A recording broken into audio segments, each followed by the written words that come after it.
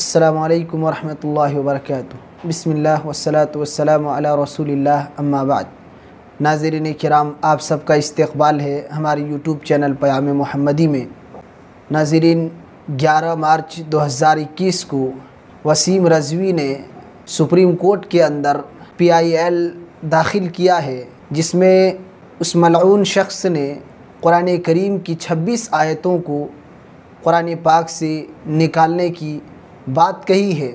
और उन आयतों के बारे में उसका कहना ये है कि ये आयतें नऊज़ बिल्लाह नबी सल्लल्लाहु अलैहि वसल्लम की वफ़ात के बाद कुरान के अंदर शामिल की गई हैं और खुलफ़ाए सलासा अबू बकर, उमर, उस्मान रज़ी अल्लाहु अन्हुम ने उसमें अपनी जानिब से जिहाद की 26 आयतें बढ़ा दी हैं जो आतंक को बढ़ावा देती हैं। नाज़रीन किराम, सबसे पहले हम और आप इस बात को याद रखें कि ये शख्स वसीम रज़वी ये शिया है और सहाबा किराम के बारे में दुनिया जानती है कि शिया का अक़ीदा ये है कि वो बहुत से सहाबा किराम को गाली देते हैं, बहुत से सहाबा किराम से बुग़्ज़ व अदावत का इजहार करते हैं और उनसे दुश्मनी रखते हैं। उन सहाबा किराम में सर फहरिस्त या अज़ीम हस्तियाँ भी मौजूद हैं। अबू बकर, उमर और उस्मान रज़ी अल्लाहु अन्हुम को भी वो हदफ़े तान बनाते हैं। उसी रविश पर चलते हुए ये बदबख्त और मलऊन वसीम रज़वी भी सहाबा किराम पर इल्ज़ाम लगाते हुए अपनी ज़बान तान को दराज कर रहा है। तो ये शख्स शिया है, इस्लाम का दुश्मन है, मुसलमानों का दुश्मन है और आए दिन इस्लाम और मुसलमानों के ख़िलाफ़ ये जहर फैलाते रहता है। दूसरी बात ये है कि दुनिया के तमाम मुसलमानों का इस बात के ऊपर इत्तिफ़ाक़ है कि कुरान अल्लाह का कलाम है और उसमें रद्दी बराबर भी हस्फ़ व इज़ाफ़े की गुंजाइश बाकी नहीं है। और उसका इनकार करने वाला, उनकी आयतों में शक करने वाला और कुरान की आयतों में कमी और ज़्यादती का अक़ीदा रखने वाला शख्स काफिर है। आइए, इस मलऊन शख्स ने कुरान करीम और सहाबा किराम के बारे में जो चंद शुबहात पेश किया है, हम उसका जायज़ा लेते हैं। इस शख्स ने उस वीडियो के अंदर एक बात ये कही है कि हज़रत की वफ़ात के बाद आपके खुलाफा ने, अबू बकर, उमर और उस्मान, इन तीनों खुलाफा ने कुरान में 26 आयतों को जो जिहाद से मुताल्लिक़ हैं अपनी जानिब से दाखिल कर दिया है। क्या वाक़अतन ऐसी कोई बात हुई है? हरगिज़ नहीं, ये बहुत बड़ा झूठ है। इसलिए कि कुरान मुक़द्दस में ख़ुद अल्लाह रब्बुल आलमीन ने ये ऐलान कर दिया है कि मेरे हबीब, अगर आप भी अपनी जानिब से हमारे कलाम में, हमारी बातों में कोई बात मिलाने की कोशिश करेंगे, हमारी जानिब कोई गलत बात मंसूब करेंगे तो हम आपकी गर्दन काट देंगे। अल्लाह रब्बुल इज़्ज़त कुरान में फरमाता है, वलौ तक़व्वल अलैना बअज़ल अक़ावील लअख़ज़ना मिन्हु बिल यमीन सुम्मा लक़तअना मिन्हुल वतीन। कि ऐ मेरे हबीब, अगर आप भी हमारी जानिब गलत बात को मंसूब करेंगे तो हम अपने दाहिने हाथ से तुमको पकड़ लेंगे और तुम्हारी गर्दन को काट देंगे और कोई बचा नहीं सकता। तो ये अल्लाह रब्बुल इज़्ज़त अगर अपने हबीब को, अपने प्यारे नबी को, अगर अपनी जानिब से कुरान में कोई बात दाखिल करने की कोशिश करे तो रब ये वाइद सुनाए कि हम आपकी गर्दन काट दें और आपके सहाबा नऊज़ बिल्लाह इतनी बड़ी गुस्ताखी कर जाएं कि 26 आयतों को कुरान में दाखिल कर दें और अल्लाह रब्बुल आलमीन उनको यूं ही छोड़ दे। हरगिज़ नहीं, ये झूठा और मलऊन शख्स सहाबा इकराम की मुक़द्दस हस्तियों पर झूठा इल्ज़ाम लगा रहा है। ऐसी कोई बात नहीं है। दूसरी चीज़ जो यहाँ सोचने की है वो ये कि उस दौर में अहले बैत में से सहाबा किराम की तादाद काफ़ी मौजूद थी। हज़रत अली रज़ी अल्लाहु अन्हु हैं, हसन रज़ी अल्लाहु अन्हु हैं, हुसैन रज़ी अल्लाहु अन्हु हैं, हज़रत अब्दुल्लाह इब्न अब्बास रज़ी अल्लाहु अन्हुमा हैं। ये सारे सहाबा किराम उनके बाद मौजूद रहे हैं। फिर इन लोगों ने क्यों इस्लाह नहीं की? इसलिए कि इस्लाह की असल में ज़रूरत ही नहीं थी। कुरान वैसे ही था जो नबी सल्लल्लाहु अलैहि वसल्लम के ज़माने में नाजिल किया गया था। हाँ, सहाबा किराम ने यह काम ज़रूर किया है। अबू बकर सिद्दीक़ रज़ी अल्लाहु अन्हु ने जब देखा कि सहाबा किराम मुख्तलिफ़ इलाक़े में फैल रहे हैं और सहाबा किराम जंग यमामा में काफ़ी तादाद में शहीद भी हो चुके हैं, तो एक ख़तरा लाहिक हुआ कि इस तरीके से सहाबा किराम की तादाद ख़त्म हो गई तो वो कुरान कहीं मिट ना जाए, इसलिए कुरान करीम पहले ही से लिखा हुआ था। ये लिखने की जो बात जो शोशा छोड़ा जा रहा है कि इन लोगों ने लिखा है, इंतहाई गलत बात है। कुरान पहले से लिखा हुआ मौजूद था, वो चमड़े के अंदर था, खजूर के पत्तों में था, पत्थरों में लिखा हुआ था, सीनों में भी था, सफ़ीनों में भी था। सहाबाए किराम की एक बड़ी तादाद ऐसे लोगों की थी जो कुरान करीम के हाफिज़ थे और पूरा कुरान उनके सीनों में महफूज था। हज़रत अबू बकर सिद्दीक़ रज़ी अल्लाह अन्हु ने सहाबाए किराम के मशवरे के बाद यही काम ये किया कि इसी कुरान को क्यों ना एक तख्ती के अंदर जमा कर दिया जाए ताकि बाद में ऐसे कोई ख़तरात लाहिक ना हो सके। और वही किया जो सहाबाए किराम हाफिज़ कुरान थे, कातिबीन वही थे, उनको जमा करके कुरान को एक तख्ती में मुदव्वन करने का, एक मुसहफ़ में मुदव्वन करने का हुक्म जारी किया गया। और कुरान को जो मुख्तलिफ़ जगहों में था, एक जगह उसको जमा कर दिया गया। ये सहाबाए किराम ने काम किया, लेकिन उसमें हस्फ़ व इज़ाफ़ा एक लफ्ज़ का भी सहाबाए किराम ने अपनी जानिब से नहीं किया है, बल्कि मिन व अन आज भी हमारे पास वही कुरान मौजूद है और वह तमाम चीज़ें हैं जो नबी सल्लल्लाहु अलैहि वसल्लम पर नाजिल किया हुआ कुरान था, इसमें कोई तब्दीली नहीं हुई है। एक और एतराज़ इस बदबख्त वसीम रज़वी का ये है कि नऊज़ बिल्लाह कुरान की बाज़ आयतें ऐसी हैं जिनमें आतंक को बढ़ावा मिलता है। क्या वाक़अतन कुरान करीम के अंदर ऐसी कोई आयत है? हरगिज़ नहीं। ये भी इस बदबख्त का बहुत बड़ा झूठ है, इसलिए कि कुरान अमन की किताब है, कुरान शांति की किताब है। ये कुरान एक ऐसी किताब है जो दहशतगर्दी और आतंक को ख़त्म करने वाली किताब है। और इसके ख़त्म करने के लिए कितनी बड़ी बात कुरान ने कही है कि दुनिया की किसी किताब में इतनी बड़ी बात नहीं मिल सकती। कुरान कहता है कि अगर कोई शख्स किसी इंसान को जो बेगुनाह है, बेकसूर है, अगर बगैर किसी गलती के किसी भी इंसान को मार देता है तो उस शख्स ने इतनी बड़ी गलती की है कि गोया उसने पूरी दुनिया के इंसानों को ख़त्म कर दिया है। एक इंसान चाहे वो किसी भी धर्म का हो, एक इंसान की मौत को पूरे इंसानों की मौत से ताबीर किया है।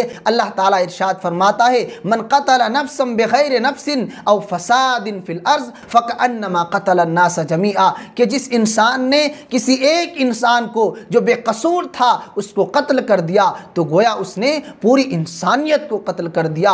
और अगर किसी एक बेकसूर इंसान की जान बचा ली किसी ने तो गोया उसने दुनिया के तमाम लोगों की जान को बचा लिया। ये हमारा इस्लाम है, ये हमारे कुरान की तालीम है। और ये बदबख्त उस कुरान के बारे में कहता है कि वो कुरान आतंक को बढ़ावा देता है। हरगिज़ नहीं। ये तेरी कम अक्ली है, ये तेरी नादानी है, ये तेरी हमाकत है, ये तेरी नासमझी है कि तूने कुरान को सही से पढ़ा ही नहीं है, तूने कुरान की बातों को समझा ही नहीं है। ये तेरी अक्ल की कमज़ोरी है। तू अपनी अक्ल का इलाज कर और तू अपनी कम अक्ली की वजह से कुरान को गलत ठहराने की कोशिश ना कर। कुरान अपनी जगह बरहक है। हाँ, तेरी इस हरकत से इतनी बात ज़रूर समझ में आती है कि कुरान नहीं, लेकिन तू ज़रूर नफ़रत फैलाता है, तू ज़रूर आतंक फैलाना चाहता है। इस्लाम ने जो जिहाद और जंग की आयतें नाजिल की गई हैं वो दिफा के तौर पर है कि जब मुसलमानों के सामने ऐसे हालात आ जाएं कि उनको दिफा करने की हाजत पड़ जाए, उनको अपने जान और माल की हिफाजत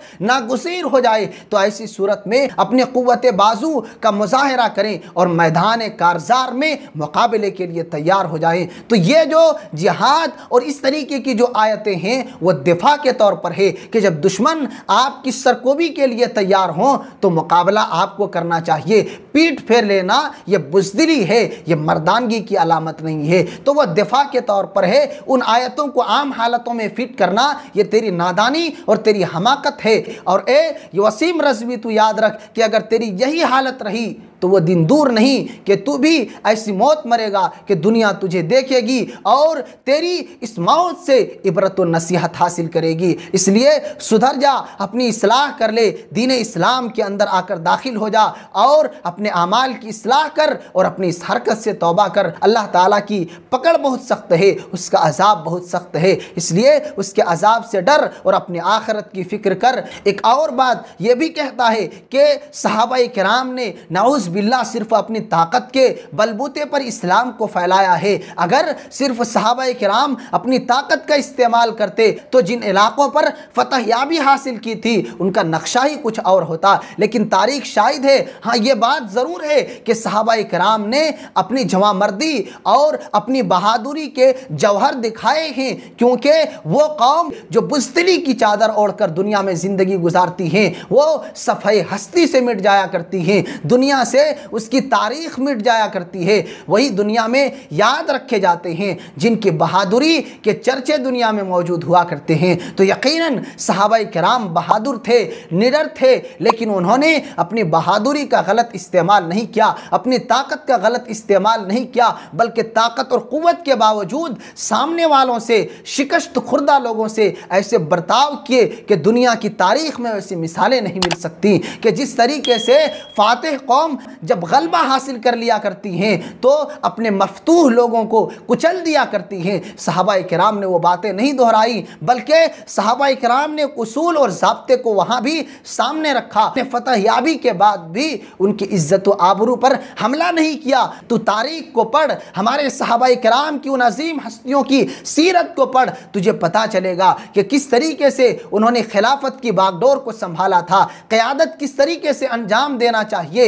एक इंसान जो इंसानियत का आलम बरदार होता है वो किस तरीके से इंसानों की क़यादत करता है, हमारे उन्हीं सहाबाए किराम की हस्तियों से तुझे पता चलेगा। तू पढ़ तो सही, सिर्फ दूसरों के देखा देखी इल्ज़ाम लगाने से हमारे सहाबाए किराम की उन खूबियों को तू देख नहीं सकता। अगर उनकी खूबियों की झलक देखना चाहता है तो उनकी ज़िंदगी पर मुश्तमिल जो किताबें हैं उनको गौर से पढ़, उनके खिलाफत के जो तरीक़े थे उन तरीक़ों को गौर से पढ़। और जिन लोगों ने पढ़ा वो एतराफ़ करने पर, वो मानने पर मजबूर हो गए कि यकीनन दुनिया की अगर क़यादत करनी है तो उन्हीं लोगों की तरह करनी चाहिए जिन्होंने चंद सालों के अंदर इतने बड़े बड़े मुल्कों को फतह कर लिया। आखिर क्या खूबियाँ थीं, ताकत, कितनी ताकत होगी, कितने लोग होंगे, जाहिर सी बात है वो अखलाक की दौलत थी, वो किरदार की दौलत थी। वहाँ के लोग इस्लाम के आने के बाद, मुसलमानों की हुक्मरानी के बाद ज़्यादा सेफ्टी और इत्मीनान और सुकून महसूस किया करते थे। ये वसीम रज़वी अपने बयान में ये भी कहता है कि मदरसों के ज़रिए आतंक फैलाया जा रहा है। ये तो तेरी और तेरे तरह जहन रखने वाले सालों से इस तरीके के शोशे और इस तरीके के जहरीले बयानात इस्लाम के ख़िलाफ़ लोगों के दरमियान फैलाते रहते हैं। लेकिन याद रखें ये मदारिस आतंक के अड्डे नहीं हैं, ये तो अमन व शांति के गहवारे हैं। यहाँ से तो अमन व अमान की फ़ज़ाएँ बुलंद होती है। लेकिन इतनी बात ज़रूर है कि तू और तेरी तरह सहनियत रखने वाले लोग असलन आतंक फैलाते हैं। इसलिए कानूनी एतबार से ऐसे लोगों पर कार्रवाई होनी चाहिए जो जहर फैलाते हैं, नफ़रत फैलाते हैं, मुआशरे के आबो हवा को ख़राब करने की कोशिश करते हैं। इसलिए मुआशरे के सुकून के लिए, हमारे देश की सुरक्षा के लिए ऐसे लोगों की सरकोबी ज़रूरी है। ऐसे मौके पर हमारी जिम्मेदारियां क्या होती हैं? तो हमारी एक जिम्मेदारी ये है कि सबसे पहले हम और आप बेफिक्र रहें।